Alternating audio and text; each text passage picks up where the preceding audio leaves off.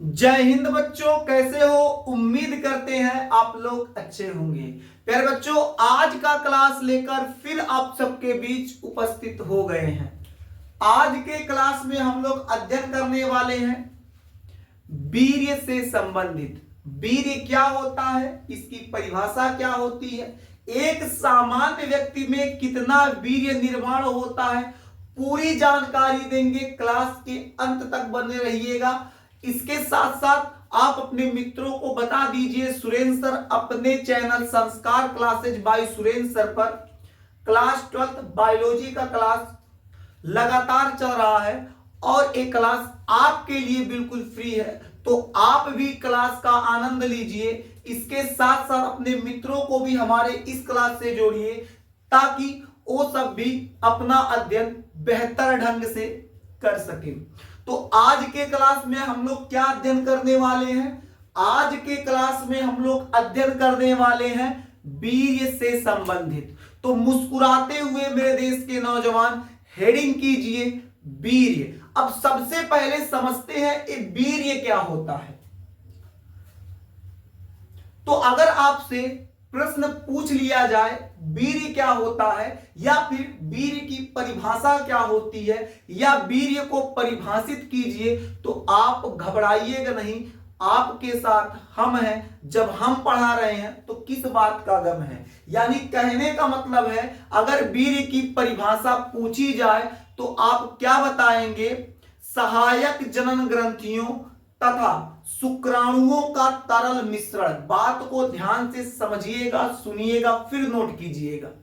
सहायक जनन ग्रंथियों तथा शुक्राणुओं का तरल मिश्रण क्या कहलाता है? वीर्य कहलाता है। यानी जो सहायक जनन ग्रंथियां होती हैं उनके द्वारा कुछ पदार्थों का स्राव किया जाता है। अब सहायक जनन ग्रंथियां प्रोस्टेट, काउपर, शुक्राशय, इनके द्वारा कुछ चिपचिपे पदार्थ का स्राव किया जाता है और शुक्राणु जो होता है इसी तरल पदार्थ में क्या होते हैं? मिश्रित हो जाते हैं, मिल जाते हैं, जिससे उनकी ऊर्जा जो होती है बढ़ जाती है और तेजी से वो क्या करते हैं? आगे बढ़ते हैं। यानी हम लोग परिभाषा यहीं से निकाले हैं। तो परिभाषा क्या है? सहायक जनन ग्रंथियों का तरल मिश्रण, सहायक जनन ग्रंथियों तथा शुक्राणुओं का तरल मिश्रण क्या कहलाता है? वीर्य कहलाता है। नोट कर लीजिए।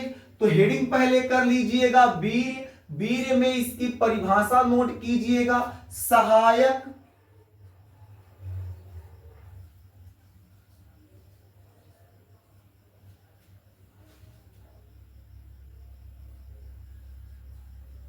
सहायक जनन ग्रंथियों तथा शुक्राणुओं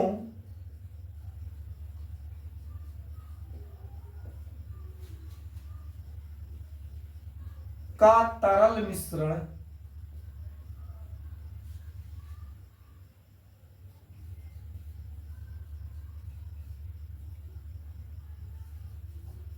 वीर्य कहलाता है।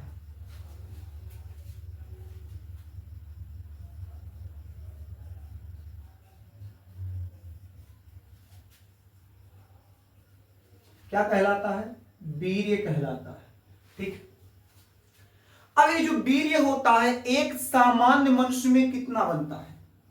तो एक नॉर्मल व्यक्ति में, सामान्य व्यक्ति में जो वीर्य बनेगा लगभग 4 ml के आसपास बनता है। यानी एक सामान्य व्यक्ति में 4 ml वीर्य बनता है। उस 4 ml वीर्य में 40 करोड़ शुक्राणु होते हैं। बाप रे बाप, 40 करोड़! इतना कुल? हाँ बाबू, इतना कुल।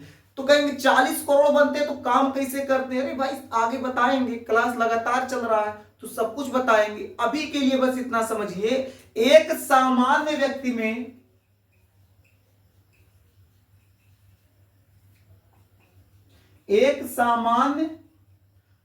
में जो शुक्राणु बनता है लगभग 4 ml। और इस 4 ml शुक्राणु में 40 करोड़, इस 4 ml जो बनता है इसमें शुक्राणुओं की जो संख्या होती है वो कितनी होती है, 40 करोड़। कहीं भाई साहब बहुत ज्यादा बन रहा है, कुछ नष्ट हो जाते हैं। जाते जवाते अंडाशय तक, या अंडाशय कह रहे, जाते जवाते अंडाणु तक 4 से 500 तक पहुंचते हैं, उसमें से एक आधा तो काम करता है। तो अभी उसको आगे बताएंगे, बस अभी इतना समझिएगा कि एक सामान्य व्यक्ति में जो शुक्राणु बनता है वो 4 ml बनता है, यानी वीर्य जो बनता है, शुक्राणु नहीं कहेंगे वीर्य कहेंगे, जो वीर्य बनता है 4 ml वीर्य बनता है, और 4 ml वीर्य में शुक्राणुओं की संख्या 40 करोड़ होती है। एक और पॉइंट ध्यान में रखिएगा, याद रखिएगा, भूलिएगा नहीं मेरे देश के अच्छे बच्चे, अक्सर पूछ लिया जाता है जो वीर्य होता है उसका पीएच मान कितना होता है। पीएच मान मतलब होता है पावर ऑफ हाइड्रोजन, ठीक है, पावर ऑफ हाइड्रोजन वैल्यू। तो पीएच मान कितना होता है, तो वीर्य का पीएच मान 7.3 से 7.5 के आसपास पाया जाता है। यानी हम लोग कह सकते हैं जो वीर्य होता है, वीर्य का पीएच मान 7.3 से 7.5 के मध्य होता है। याद रहेगा। बहुत अच्छे बच्चे आप लोग, बहुत अच्छे बच्चे हो। आगे देखते हैं। तो अभी आपको बताएं जो वीर्य होता है कितना बनता है, उसमें शुक्राणुओं की संख्या कितनी होती है, और जो वीर्य होता है उसका पीएच मान कितना होता है। वीर्य जो होता है ये क्या होता है, अत्यधिक चिपचिपा होता है, श्वेत रंग का होता है। श्वेत मतलब सफेद रंग, यानी जो वीर्य होगा ये कैसा होता है, अत्यधिक चिपचिपा।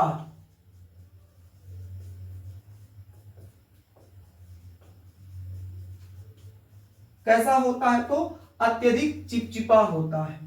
किस रंग का होता है, तो श्वेत रंग का होगा, और क्षारीय पदार्थ होता है।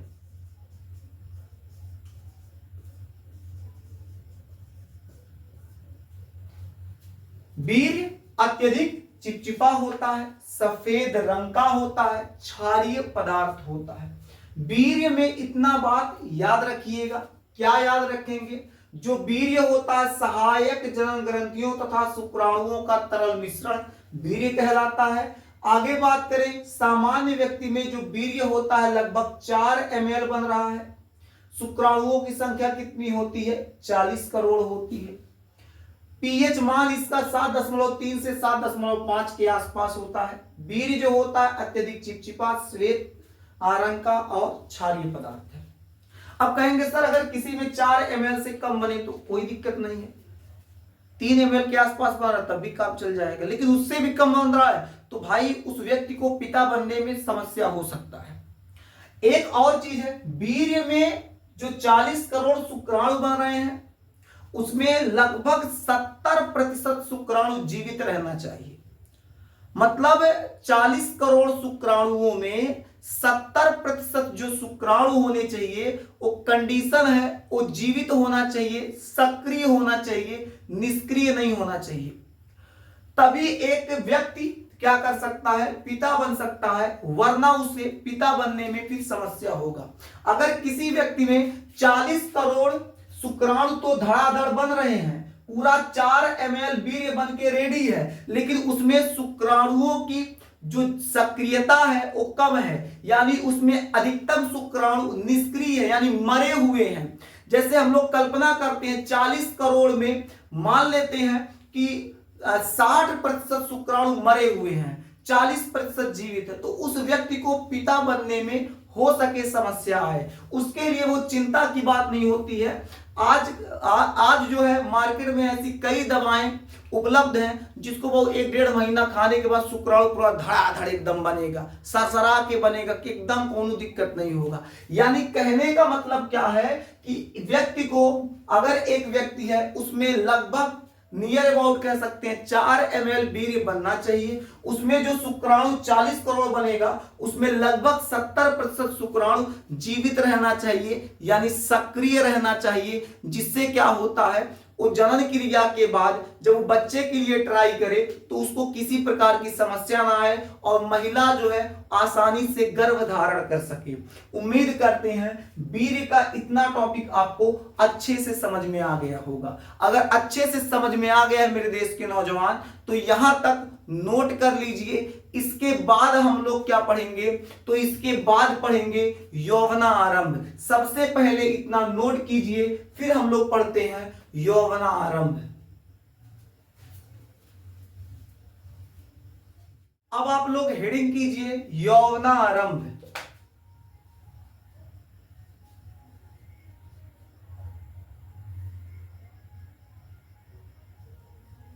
यौवना आरंभ। अब सबसे पहले मन में प्रश्न उठेगा कि यौवना आरंभ क्या होता है। तो यौवना आरंभ सब लोग जानते हैं, लेकिन बस उसको जानने की आवश्यकता है, बताने की आवश्यकता है कि यौवना आरंभ क्या होता है। देखिए एक लड़का जो है, अभी हम लोग नर के बारे में पढ़ रहे हैं तो बात नर के बारे में ही करेंगे। तो अभी हम लोग जो यौवना आरंभ पढ़ने जा रहे हैं वो केवल नर में पढ़ रहे हैं, यानी नर का यौवना आरंभ अभी हम लोग समझेंगे। जब मादा का पार्ट पढ़ाएंगे तो वहां मादा यौवना आरंभ की बात करेंगे, लेकिन अभी जब नर पार्ट चल रहा है, नर भाग चल रहा है, तो नर के बारे में ही बात करेंगे।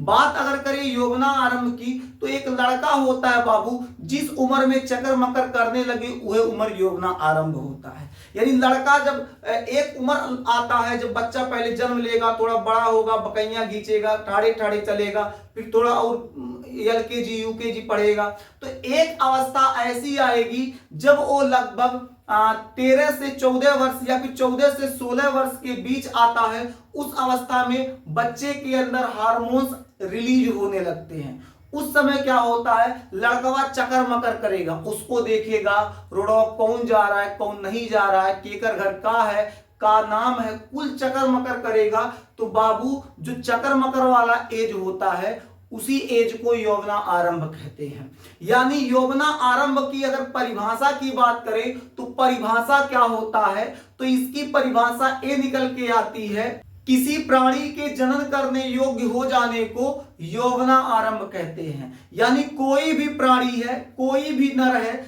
अगर वो जनन करने योग्य हो गया, चक्कर मकर की क्रिया लागू हो गई बाबू, उसी अवस्था को यौवना आरंभ कहते हैं। तो आइए इसे नोट कर लेते हैं। तो यौवना आरंभ की परिभाषा क्या होगा, किसी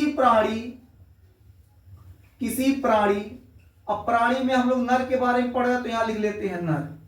किसी प्राणी के जनन करने, किसी प्राणी के जनन करने योग्य हो जाने को, किसी प्राणी के जनन करने योग्य हो जाने को यौवना आरंभ कहते हैं। यौवना आरंभ कहते हैं। ठीक है, क्या कहते हैं, यौवना आरंभ कहते हैं।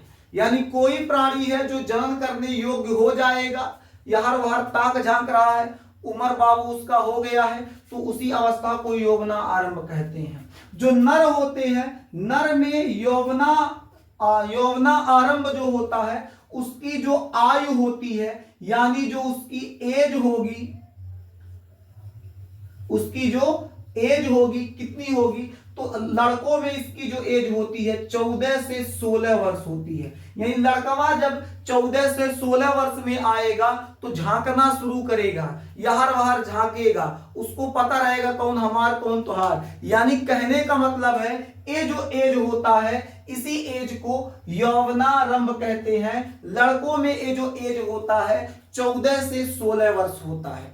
तो याद रखिएगा, इस बात को भूलिएगा नहीं कि यौवना आरंभ क्या होता है। तो क्या होता है, जब कोई प्राणी जनन करने योग्य हो जाएगा उस अवस्था को यौवना आरंभ कहते हैं। लड़कों में यौवना आरंभ की जो ये अवस्था होती है 14 से 16 वर्ष होती है। जब यौवना आरंभ की अवस्था आती है मेरे देश के नौजवान, उस समय लड़कों के लक्षणों में कुछ परिवर्तन होता है। यानी यौवना आरंभ के समय इनके लक्षण में क्या होता है, कुछ परिवर्तन आता है। उस परिवर्तन को हम लोग क्या कहते हैं, द्वितीयक गौण लैंगिक लक्षण। अब कहेंगे एक गौण लैंगिक लक्षण क्या होता है, जब नर में यौवना आरंभ प्रारंभ होता है तो उस समय उनके लक्षण में कुछ बदलाव आता है। लड़कों में कुछ बदलाव इस अवस्था में देखने को मिलता है।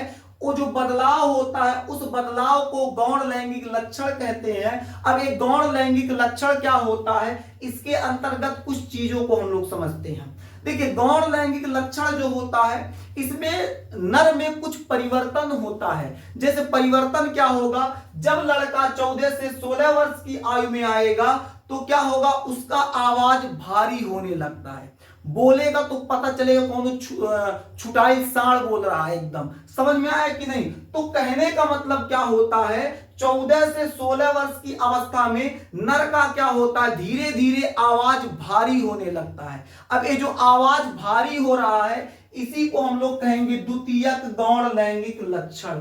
यानी अगर हम लोग बात करें द्वितीयक गौण लैंगिक लक्षण की तो ये क्या होता है, इसमें सबसे पहला लक्षण जो दिखाई देता है आवाज भारी होना। आवाज भारी होना, तो इसमें पहला लक्षण क्या हो जाएगा, द्वितीयक गौण लैंगिक लक्षण में अगर हम लोग देखें तो इसमें क्या हो जाएगा, आवाज भारी होना। दूसरा लक्षण बताया जाए तो दूसरा लक्षण क्या हो जाएगा, जो नर होते हैं इस अवस्था में उनका जो एक कंधा होता है चौड़ा होने लगता है। ठीक है, तो कंधा चौड़ा होना।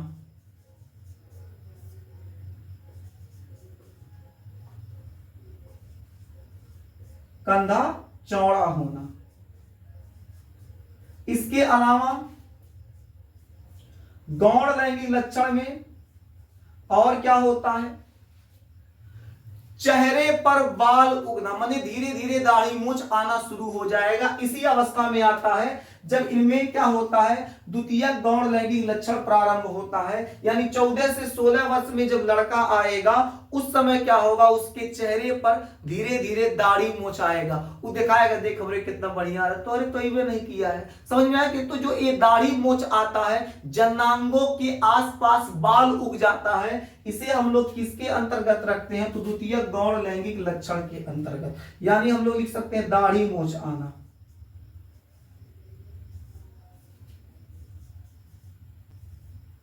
आना ठीक है। इसके अलावा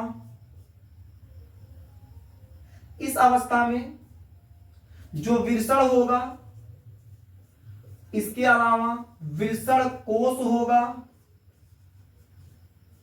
उसके आकार में वृद्धि हो जाएगी। उसके आकार में क्या होगी, वृद्धि हो जाएगी। यानी विरसण और विरसण कोष जो होगा उसके आकार में वृद्धि हो जाएगी। और वृद्धि होने के साथ साथ क्या होगा, इसमें सीमेन बनना शुरू हो जाएगा। सीमेन कह लीजिए या स्पर्म कह लीजिए। स्पर्म यानी वीर्य, वीर्य नहीं कहेंगे, शुक्राणु कहेंगे। ठीक है, शुक्राणु। ठीक, बात समझ में आ गया। तो जब नर में गौण लैंगिक लक्षण प्रारंभ होगा तो क्या क्या लक्षण दिखाई देगा, आवाज भारी हो जाएगा, कंधा चौड़ा हो जाएगा, दाढ़ी मूंछ आएगा, विरसण कामा विरसण कोष क्या होगा, इसके आकार में वृद्धि हो जाएगा। ऐसे कई प्रकार की लक्षण दिखाई देने लगती हैं और इन लक्षणों को हम लोग किसके अंतर्गत रखते हैं। ठीक है, फिर मिलते हैं आपसे अगले क्लास में। तब तक के लिए जय हिंद। अभी आप इसे पहले नोट कर लीजिए।